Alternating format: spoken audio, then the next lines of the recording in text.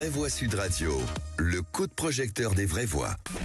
Les Français attendent de nous de la cohérence, de l'action et des résultats. Aussi, sur le fondement de l'article 49, alinéa 3 de la Constitution, j'engage la responsabilité de mon gouvernement. Il y a des sujets qui ne seront jamais vus par le Parlement. C'est un procédé particulièrement fourbe. Par principe, je ne peux pas affirmer aujourd'hui que je n'engagerai pas la responsabilité de mon gouvernement lorsque ce sera nécessaire. On va s'apercevoir dans les mois qui viennent que le 49.3, c'est vital en Ve République, quand on n'a pas de majorité. Et vous l'avez entendu, François Bayrou qui nous dit que le 49.3 est vital pour la Ve République. Le leader de Modem l'affirme en pleine épreuve du budget. Le texte et les amendements sont passés au Sénat sans avoir terminé leur parcours à l'Assemblée. Pendant ce temps, les députés s'attaquent déjà aujourd'hui au budget de la Sécu. Alors parlons vrai, est-ce que le 49.3 ne met pas les choses au clair en obligeant chacun à assumer ses choix en cas de motion de censure?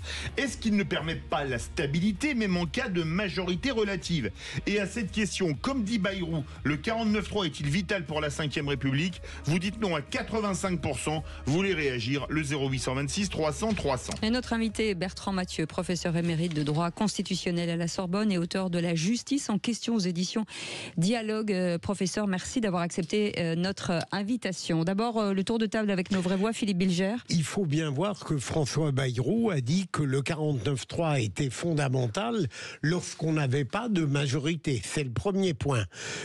Deuxième observation, je pourrais me contenter de dire que le 49.3 est nécessaire puisque le général de Gaulle l'a voulu à l'époque avec la réflexion qu'il a partagée avec Michel Debré. Mais au-delà de cela, il me semble que le 49.3 aujourd'hui n'est pas absurde dans son application, même si certains en ont abusé, parce que il me semble, mais sous le contrôle d'un sachant émérite, c'est que, en réalité, j'ai l'impression que depuis quelque temps, une multitude d'amendements viennent empêcher la manifestation d'un vote, non pas précisément pour éclairer sa qualité, mais pour l'empêcher. C'est un point de vue sur lequel je mets un point d'interrogation. Françoise Degois. C'est pas vrai pour ce débat-là, ça l'a été peut-être pour les retraites, pour ce débat, non. Tous les groupes du Rassemblement National, en passant par le Nouveau Front Populaire, les macronistes, la droite, ont tous retiré des amendements par paquet de 10 ou de 15 ou de 100,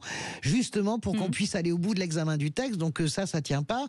Deuxième point, bien sûr, qu'il n'est pas vital. Ça me fait quand même un peu marrer, j'ai vraiment envie de me taper les fesses par terre, entendre François Bayrou, qui porte la proportionnelle depuis des années, qui se bat pour le vote, la reconnaissance du vote blanc, nous expliquer par opportunisme politique que c'est vital pour la démocratie. Non mais sérieusement, c'est pas la girouette qui tourne, c'est le vent. Non mais François Bayrou, il habite où? Il est complètement à côté de ses pompes.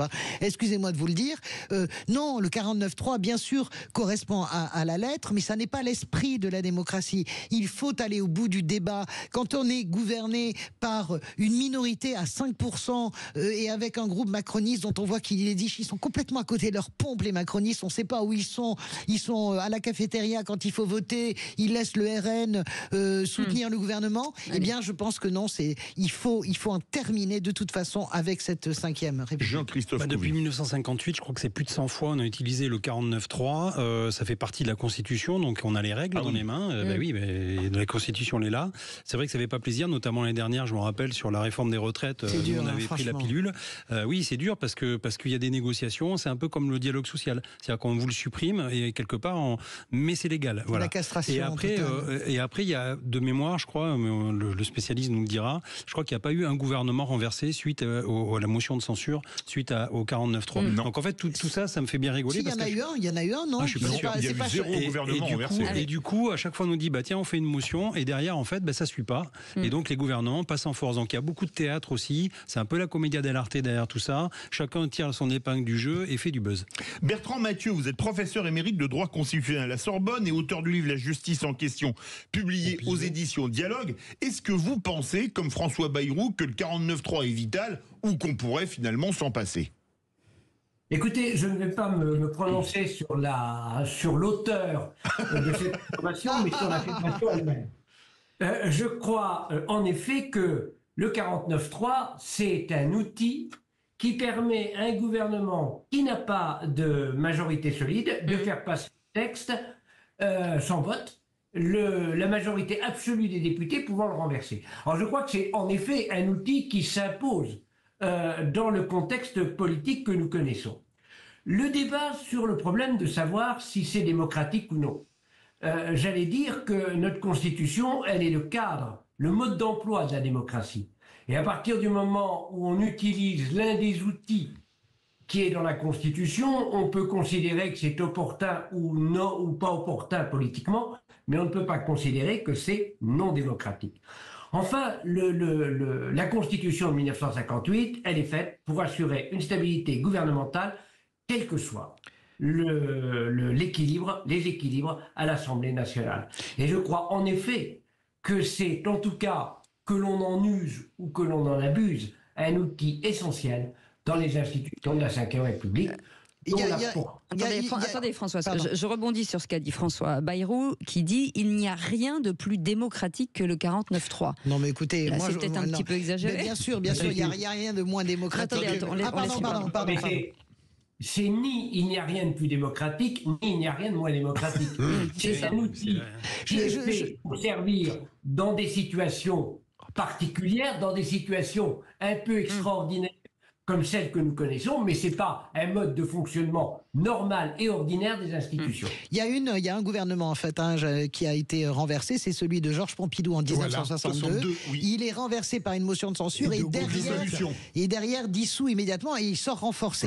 Moi, je pas d'un engagement de responsabilité sur la tête. J'ai bien compris, mais excusez-moi, les bras m'en tombent de vous entendre parler comme ça. Le 49-3 est totalement artificiel et crée un rapport de force artificiel car il ne correspond absolument pas. À un moment donné, vous vous rendez bien compte que plus que jamais, je parle même pas de Rocard, et je parle même pas des macronistes version de 2022, plus que jamais, cette Assemblée correspond absolument pas au choix profond, ce qui se passe avec les Français. Et sur la réforme des retraites, vous aviez 85% des Français qui étaient opposés à cette réforme des retraites et on la passe au 49-3. On ne peut pas avoir une assemblée. On ne peut pas avoir une assemblée qui est coupée du pays réel comme ça. C'est pas possible.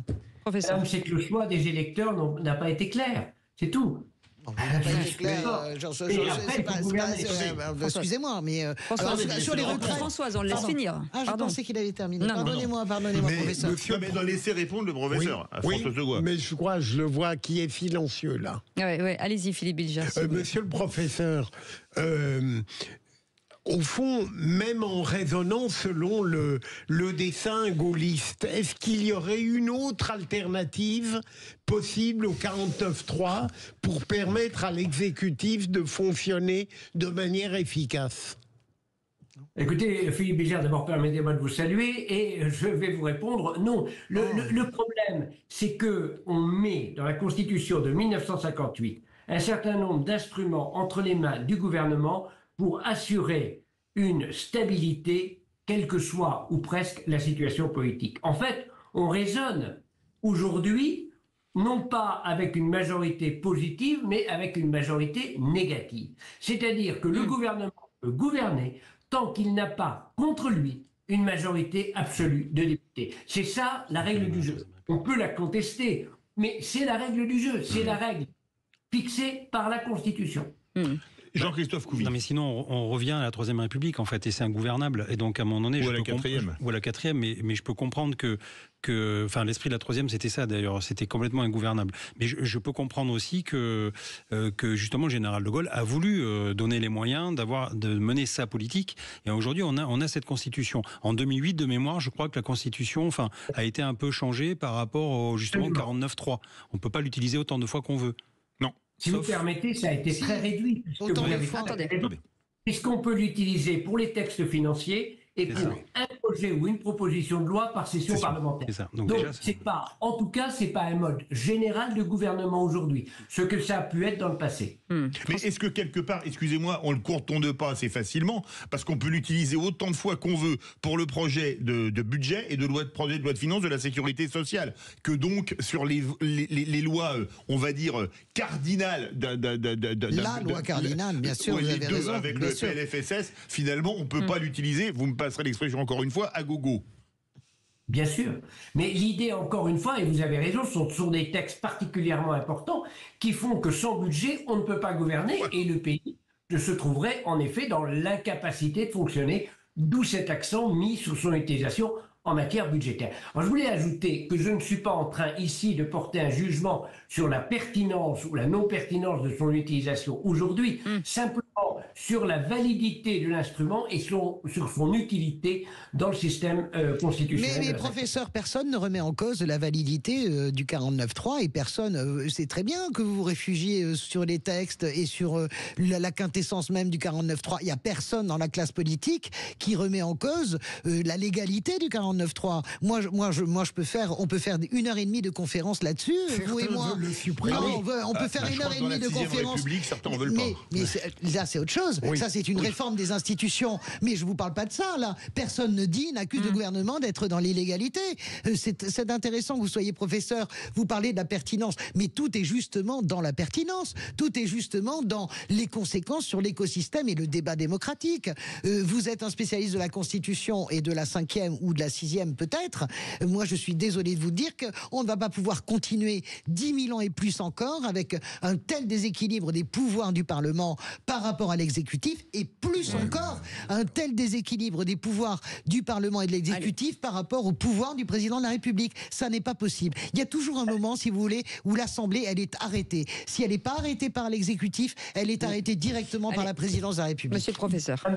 Si vous permettez, on m'a interrogé sur la place de ce mécanisme d'institution de la 5e République. Je ne suis pas là pour faire de la politique au sens engagement du terme. Je suis là simplement pour essayer d'expliquer ce qui pourrait paraître très simple, essayer d'expliquer la logique des institutions. Mais tout le monde la connaît, en fait.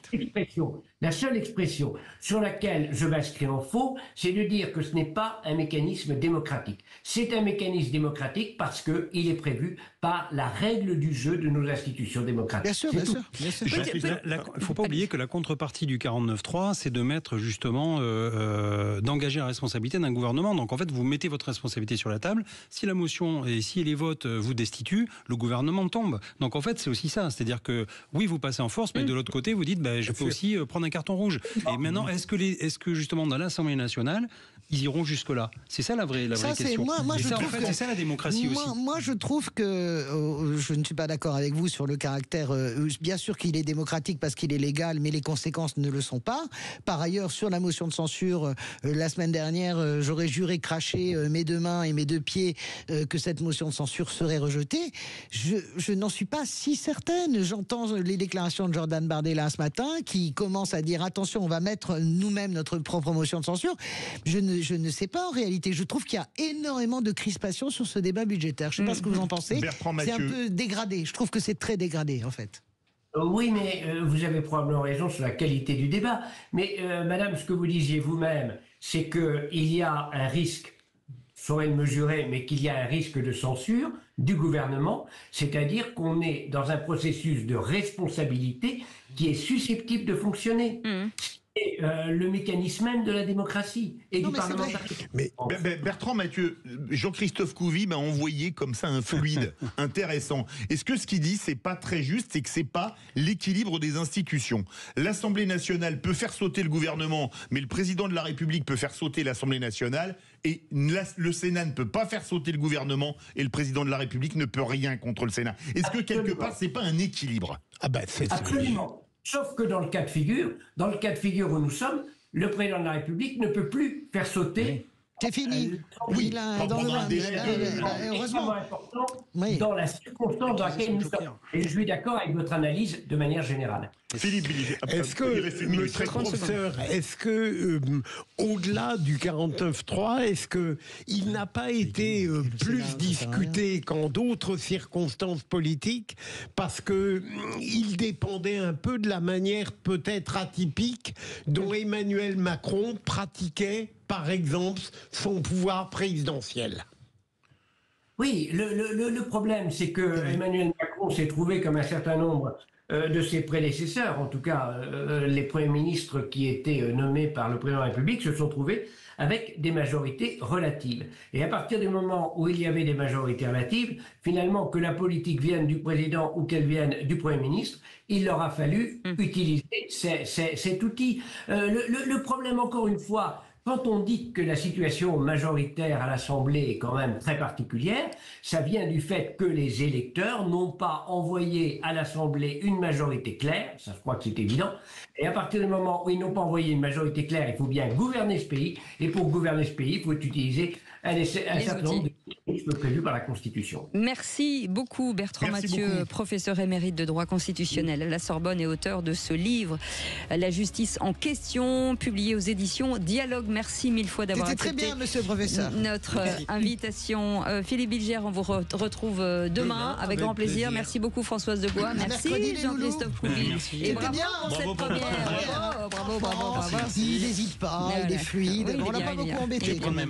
La prochaine fois, apportez vos menottes. Bilger adore ça. Oui, enfin, n'importe quoi. Ça fait mal. Allez, je l'ai abandonné. Dans un instant, oui, ça fait mal. Bien sûr que ça fait mal. Dans un instant, Philippe Bilger sera avec nous. Non, Françoise. Philippe David. Hein, j'ai dit quoi? Philippe Bilger. Oui, il sera avec nous. On va dîner. Voilà, la mauvaise foi. Bonjour. Et on parle bien sûr des différents moyens de transport. Comment tout ça cohabite dans la ville? Comment est-ce qu'on peut améliorer la cohabitation entre voitures, vélos, mobiles, trottinettes électriques, etc. Et on va en parler avec un maire, un porte-parole de syndicat de policiers, mais qui n'est pas unité, le président de la FUB, la Fédération des usagers de la bicyclette, et Yves Cara, le porte-parole du Mobilité Club France. Et voilà, et 0826 300 300 si vous voulez râler d'un moment ou un autre. À tout de suite. Sud Radio. Sud Radio. Parlons vrai. Sud Radio. Parlons vrai.